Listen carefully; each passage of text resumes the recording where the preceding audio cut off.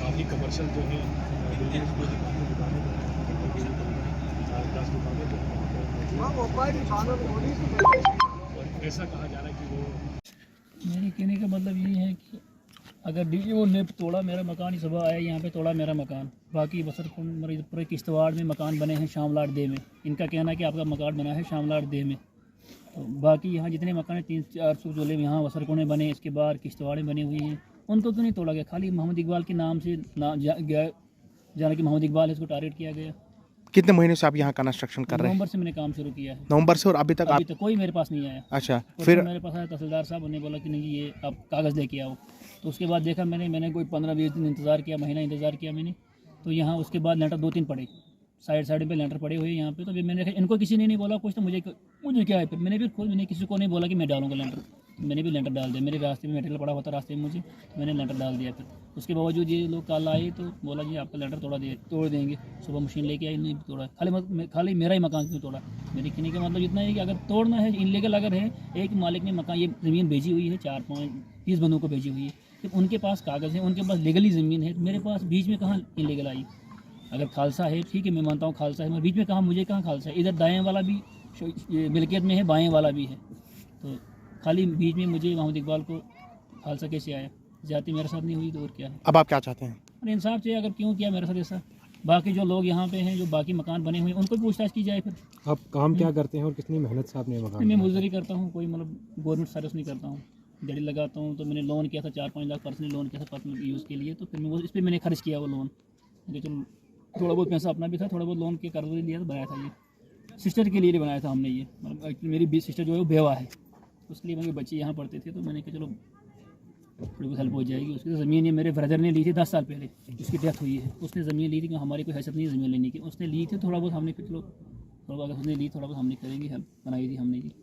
और आज खाली टारगेट किया गया मुझे अफसोस इतना है कि अगर इतने सालों से यहाँ लोग रह रहे हैं, जब उनको किसी ने नहीं तोड़ा तो खाली मुझे क्यों तोड़ा गया?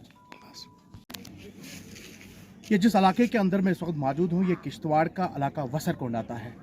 इस वसरकुंड के अंदर आज सुबह 7 बजे से लेकर रेन्यू के ऑफिशियल्स और पुलिस के ऑफिशियल्स यहाँ पर सुबह तैनात हुए। और इन लोगों से जब हमने बात की कि आखिरकार आप इस साइट पर क्या है, तो इन्होंने कहा कि यहाँ पर डिमोलिश ड्राइव करनी है। एक शख्स ने यहाँ पिछले दिनों एक मकान बनाया था, जिसके चलते बताया जाता है कि इसकी जो ज़मीन थी वो शामला देह थी, और इसने जो है ये गलत कंस्ट्रक्शन यहाँ पर की हुई है। ऑफिशियल्स का कहना है, जो रेन्यूअल ऑफिशियल्स हैं उनका कहना है कि इसको हमने कई बार यहाँ पर बताया भी कि यहाँ पर जो मकान है वो ना बनाए, मगर इन्होंने अपनी मनमर्जी से जो इस मकान को बनाया गया। गलती सही है। अगर रेन्यू डिपार्टमेंट्स के लोग यहाँ पर आते हैं और इनको कंस्ट्रक्शन से रुकाते हैं, तो जिन लोगों के पास डॉक्यूमेंट्स होते हैं उन लोगों को, डिपार्टमेंट्स को ये डॉक्यूमेंट्स देने चाहिए और अपना जो कंस्ट्रक्शन कंटिन्यू करना चाहिए। मगर आज इतनी बात नहीं है, बात कुछ और भी है। जिस इलाके के अंदर मैं मौजूद हूँ, ये इलाका वसरकुंड का आता है।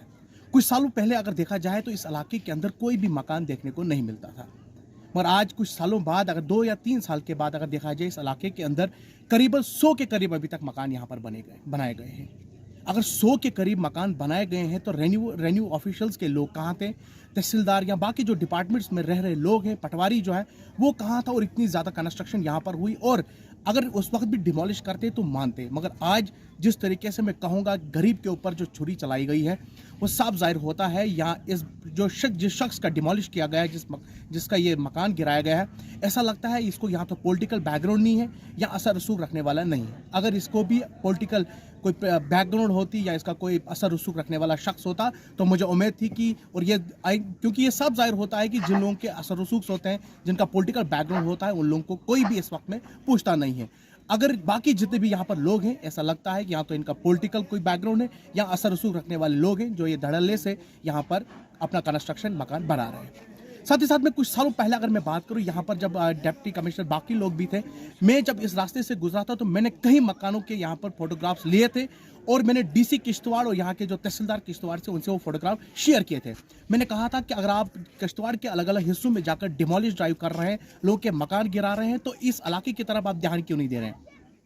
उस वक्त इस इलाके के अंदर सिर्फ 10 से 15 जो मकान बनाए गए थे, मगर अगर इस वक्त की बात की जाए तो करीबन 100 के करीब इस वक्त मकान बनाए गए हैं। तो ये 100 के करीब जितने भी मकान बनाए गए, तो एडमिनिस्ट्रेशन या बाकी लोग कहाँ थे कि ये इतने सारे मकान जो हैं बनाए गए थे? और आज अचानक से एडमिनिस्ट्रेशन जाग जाती है और जिस शख्स का डिमोलिश किया गया है ये बताया जा रहा है कि गरीब है, मगर जहां गलत है सो गलत है। मगर मैं जो अवाम का रद्द अमल यहाँ पर है, जो बाकी लोग यहाँ पर आए हुए थे, इन लोगों का कहना है कि अगर एक शख्स का मकान डिमोलिश किया गया है तो पूरे इलाके को छाना जाए और सब लोगों के डॉक्यूमेंट्स चेक किए जाएं। जिन लोगों का भी यहाँ पर जिन लोगों के डॉक्यूमेंट्स नहीं, उन सभी के जो जितने भी मकान उसको डिमोलिश किया जाए, न सिर्फ किसी एक को टारगेट जो करके जो उसका मकान डिमोलिश किया जाएगा। इस स्टोरी पर हम भी बने रहेंगे और आइंदा भी आप लोगों को इसके साथ जो बाकी जो लोग हैं उनके साथ भी हम बात करेंगे और ये पूरी डिटेल्स आपके साथ हम जरूर साझा करेंगे। जिन लोगों ने भी कंस्ट्रक्शंस किए हैं, क्या एडमिनिस्ट्रेशन उन पर भी नकेल कसेगी या नहीं, वो भी आपके साथ हम जरूर शेयर करेंगे। फिलहाल अभी के लिए हमें दीजिए इजाजत। अल्लाह हाफिज़।